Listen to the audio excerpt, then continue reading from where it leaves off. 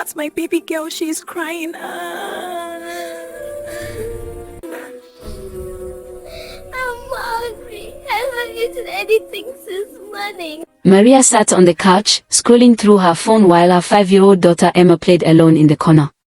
Empty snack bags lay scattered on the floor. Dirty dishes filled the kitchen sink. Emma called out, "Mommy, can we go to the park?" But Maria barely looked up. "Not now, sweetie. Mommy is busy," she said, even though she was just watching videos of other people's lives. This was how most days went in their small apartment. Maria always felt too tired to play, too lazy to cook proper meals, too distracted to really see her daughter. Emma had learned to entertain herself, talking to her stuffed animals and drawing pictures that her mother never looked at. The little girl would hold up her drawings with hopeful eyes, but Maria would just nod and say "very nice" without even glancing at them. One afternoon, Maria's friend Jessica came to visit, and everything changed. Jessica walked in wearing expensive clothes and perfect makeup, holding her phone like it was made of gold. "Girl, you won't believe how many followers I got this week," Jessica squealed, showing Maria her social media page. The numbers were huge, thousands of people watching her videos, leaving comments, sending hearts. Jessica's phone kept buzzing with notifications, each one making her smile bigger. "I make money from this now," Jessica explained, her eyes sparkling. "Companies send me free stuff. People recognize me at the mall. You could do this too, Maria. You're pretty, you have a cute kid. People love mom content." Maria felt something stir inside her, a mix of envy and excitement. She looked at her own phone with only 50 followers, mostly family members who rarely liked her post. Jessica spent the next hour teaching Maria everything. She showed her how to film videos, how to use filters, how to write captions that made people click. "You have to post every day," Jessica insisted, swiping through her own perfect feed. "Morning routine, cooking videos, outfit of the day, and definitely show Emma, kids get tons of views. Look at this mom I follow. She films her daughter doing everything, and she has 2 million followers." Jessica played video after video of mothers who seemed to have perfect lives, perfect homes, perfect children. Their kids always smiled, always performed, always looked camera ready. "The secret is being consistent," Jessica continued. "The algorithm loves consistency. Post 3 times a day minimum.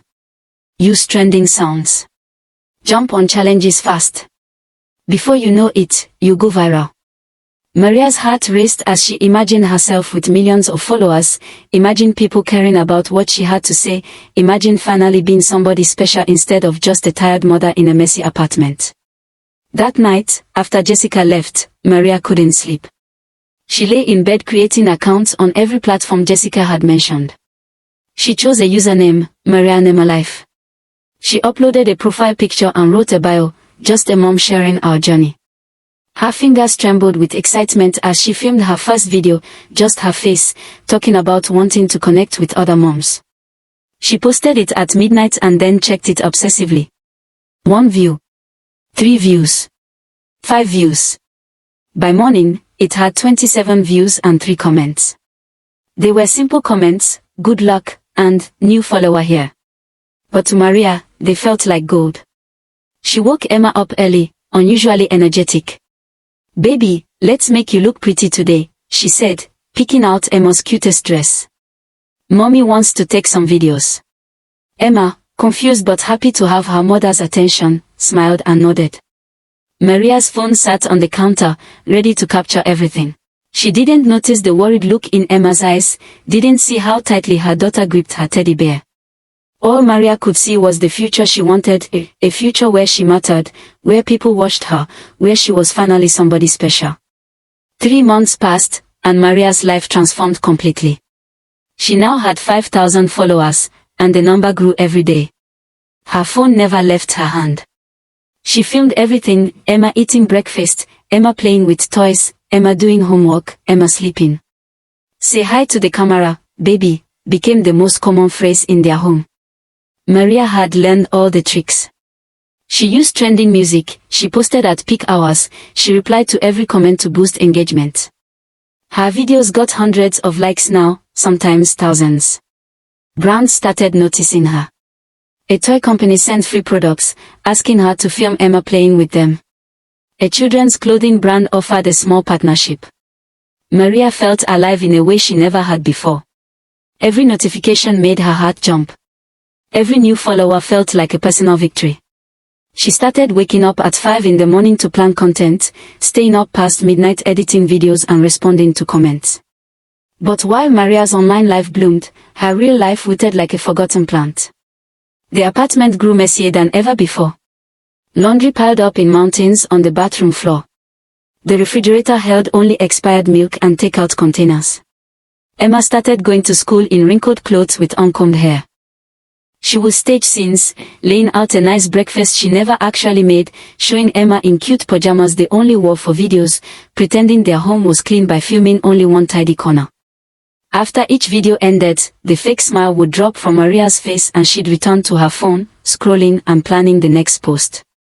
Emma would ask, "Mommy, can you help me with my homework?" And Maria would answer, "Just give me 5 minutes, sweetie," but those 5 minutes always turned into hours. The little girl learned to do her homework alone, often getting answers wrong because no one checked her work. Jessica visited often now, and the two women would sit together, both on their phones, comparing numbers like they were playing a game. "You need to push harder," Jessica would say, barely looking up from her screen. "Post more content with Emma. People eat that stuff up. Show her crying, show her having a tantrum, real moments get the most views." Maria hesitated at first. It felt wrong to film Emma when she was upset. But then she remembered the video Jessica showed her, a mother filming her son crying over a broken toy, and it had gone viral with 3 million views.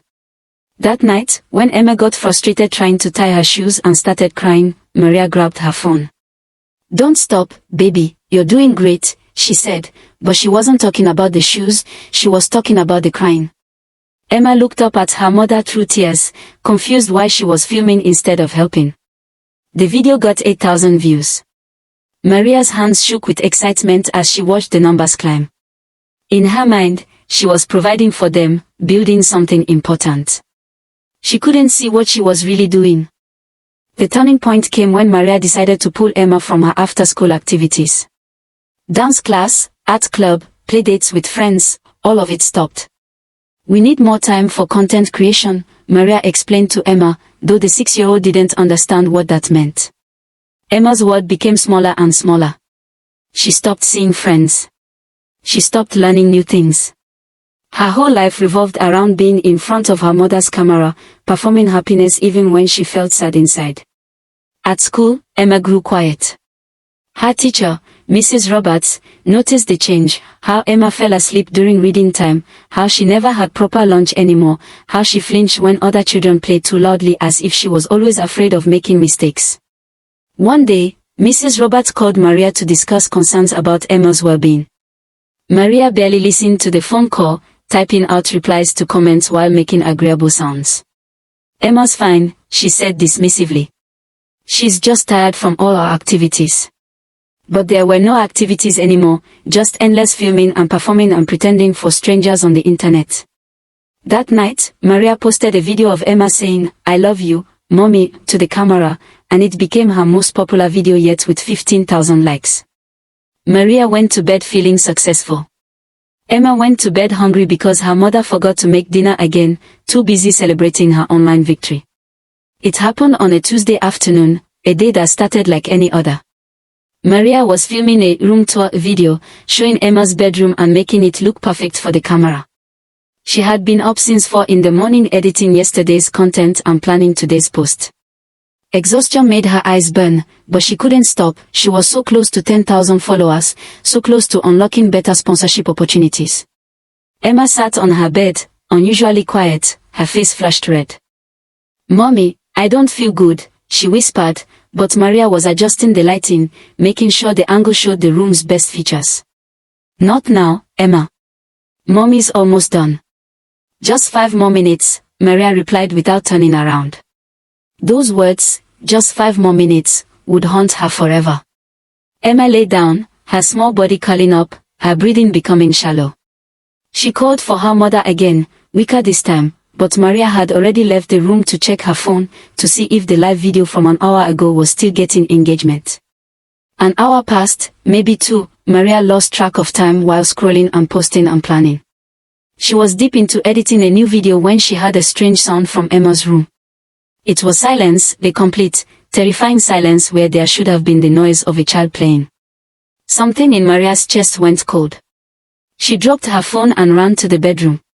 Emma lay on the floor, unconscious, her lips slightly blue, her forehead burning with fever. The room spun around Maria as she screamed her daughter's name. Her hands shook so badly she could barely dial emergency services. "My daughter, she's not waking up, please help," Maria's voice broke as she gave their address. The operator asked how long Emma had been sick, and Maria realized with horror that she didn't know. Had it been hours? Days? Had Emma been telling her something was wrong, and had she been too busy filming to notice? The ambulance arrived in minutes, but to Maria it felt like hours. She watched paramedics lift her tiny daughter onto a stretcher, watched them walk quickly, their faces serious. One paramedic asked Maria questions she couldn't answer. When did the symptoms start? Has she eaten today? When was her last proper meal? Maria's mind went blank, realizing she couldn't remember the last time she'd actually fed Emma something healthy instead of just handing her a snack while filming. At the hospital, Maria sat in a waiting room that smelled like cleaning products and fear. Her phone buzzed constantly in her purse, notifications, comments, followers, but for the first time in months, she didn't care. She stared at her hands, the same hands that had held a phone instead of her daughter, and started to cry. Deep, body-shaking sobs that came from somewhere dark inside her. Other people in the waiting room looked away, giving her privacy in her pain. After what felt like forever, a doctor came out, his expression serious. "Your daughter has severe pneumonia and dangerous dehydration," he said quietly. "Her body is very weak. She's been sick for several days at least, probably longer. Why didn't you bring her in sooner?" Maria opened her mouth but no words came out. How could she explain?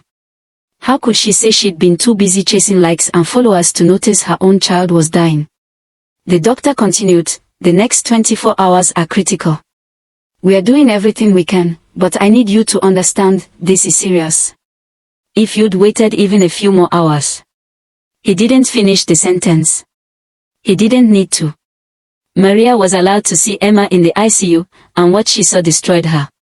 Her baby lay in a hospital bed that made her look even tinier, tubes and wires attached to her small body, a breathing mask covering half her face. Machines beeped steadily, tracking a heartbeat that was too weak, too slow. Emma's eyes were closed, her face pale against the white pillow. Maria collapsed into the chair beside the bed and took her daughter's hand, really held it, really felt it, for the first time in months. "I'm sorry," she whispered, tears falling onto their joined hands. "I'm so sorry, baby. Mommy was so stupid. Mommy got lost and forgot what mattered. I chased something that meant nothing, and you," her voice broke completely. "You paid the price. You almost paid with your life because I wanted strangers to like me." Maria thought about all those hours on her phone, all those videos, all those meaningless numbers. She thought about how Emma had tried to tell her something was wrong, how she'd said, "Just 5 more minutes," hundreds of times, how those minutes had turned into months of neglect. Through the window, she could see the sunset, a beautiful orange and pink sky that Emma would have loved to see.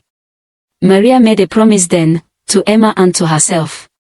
If her daughter survived this, if they got a second chance, she would delete every account. She would throw away that phone if she had to. She would spend every remaining day proving that Emma mattered more than any amount of fame ever could. But right now, all she could do was hold her daughter's hand, cry into the hospital sheets, and pray that it wasn't too late to fix what she had broken. Thank you for watching. Please don't forget to subscribe to this channel to get unlimited stories like this.